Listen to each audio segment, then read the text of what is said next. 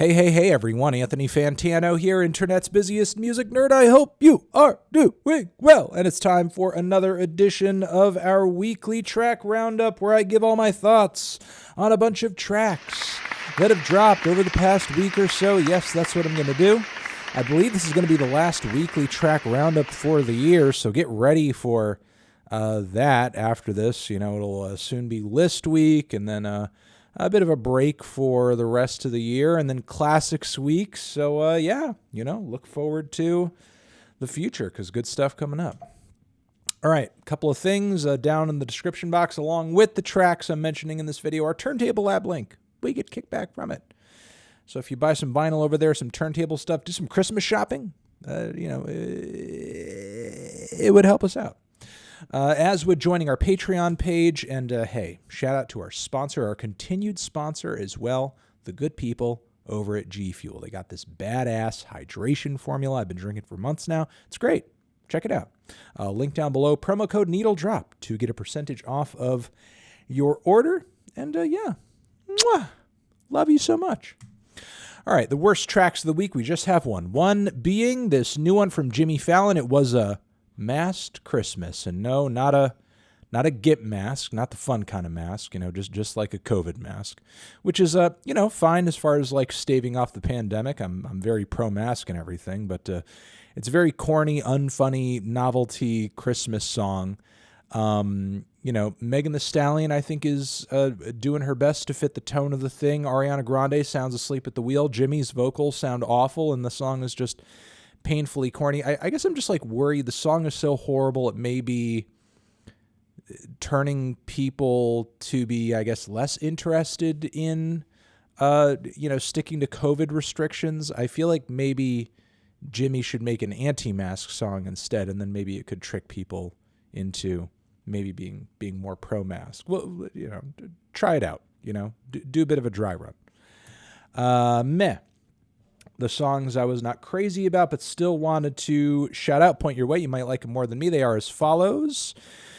Tame Impala has a remixes and B-sides for the Slow Rush on the Way. The song I wanted to point your way is No Choice. It's a pretty short, groovy cut with some falsettos that are just okay. It's not as grand as a lot of the songs from the Slow Rush. I could see why it's, you know, more of a B-side and everything. But it's, again, it's still got a good groove and some great drums on it as well. Give it a shot. We have a Flatbush Zombies teaming up with Rasa, plug Addicts. You know, nothing too mind-blowing or anything, but they complement each other really well. Darko has a great verse on it, too. We have Earl Sweatshirt coming through with another track from his forthcoming record, dropping in January. This new one over here actually has Armand on it.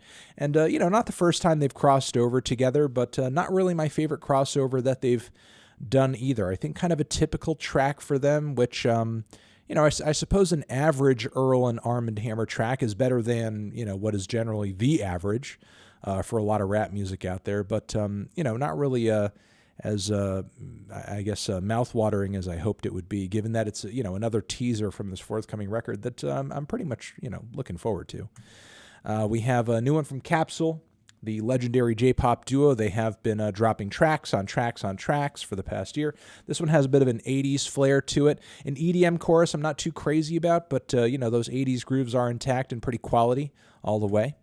And we have American Football with a brand new single, I imagine probably an album in 2022. Rare Symmetry is the title of this one. It's very serene, very sparkly, has kind of a post-rock build as well. It's not too bad. Very mellow, very dreamy and serene. And let's move into the best tracks of the week. The ones that really stopped me in my tracks, they are as follows. Ba-bam, St. Vincent, Pay Your Way in Pain, a remix of that song from Idols, who kind of do a very chilling, stark, almost like techno rendition of the song, which is kind of insane. Absolutely not what I expected at all, but very good, very high quality, all the same. We have a new one from Varg, too, TM and Bladee, miraculously teaming up for this track titled Fell. It's a banger, man. I don't think I've enjoyed a Bladee song this much. It's quite fun. I feel quite drained after listening to this. I'm officially a drainer. All right, we have Tierra Whack has a new EP out, another one, the follow-up to the rap EP that she did, a pop EP. I'm not really crazy about two of the tracks on it, but the opener over here, Body of Water, is pretty good. It's got a, a decent song structure to it, some very absurd and playful, but flow-wise fiery verses that have an Andre 3K, bit of a attitude going on in them. I'm liking it. I'm liking it for sure. We have Mitski, the third single from her forthcoming record in 2022. This one I'm actually really into. This one feels like the eclectic, vibe of the first single we heard, but it's actually coming and flowing together in a coming together and flowing together. Get your minds out of the gutter, you weirdos. In a way that I think flows better and is much more sensible. I'll surely talk about this track and more and others on the record when it's eventually out. Heat Lightning is the title. Again, give it a shot. I'm liking it quite a bit. We have Kim Gordon and Jay Maskus, both alternative and underground rock legends at this point, teaming up for a new single titled Abstract Blues, and goddamn, is it a wild, noisy, experimental cut. Just really savage energy all over this one. Listen to it. Give it a shot. It's crazy. And we have Gene Dawson teaming up with Mac DeMarco on this song, Menthol. It's a very scuzzy lo-fi rocker with some chanting and kind of nasty choruses. They definitely have a chemistry going on this track that I respect heavily. It's quite good. And we have Little Dragon coming through with a low-key piano ballad over here, kind of mesmerizing, a beautiful change of pace for them. Not really the electropop sound and style that they're known for. It's quite a good track and very compelling, very enchanting. Give it a listen. And Noel, Boris has come through with a cover of Wham's Last Christmas, and it is absolutely fucking insane. It's quite possibly the best cover of this song I have ever heard. It has lots of blaring, droning, distorted guitar layers and Christmas bells and synthesizer leads. And the classic chord progression rings through beautifully through all of those walls of distortion. It's quite interesting. The song has never been done quite so much justice, that's for sure.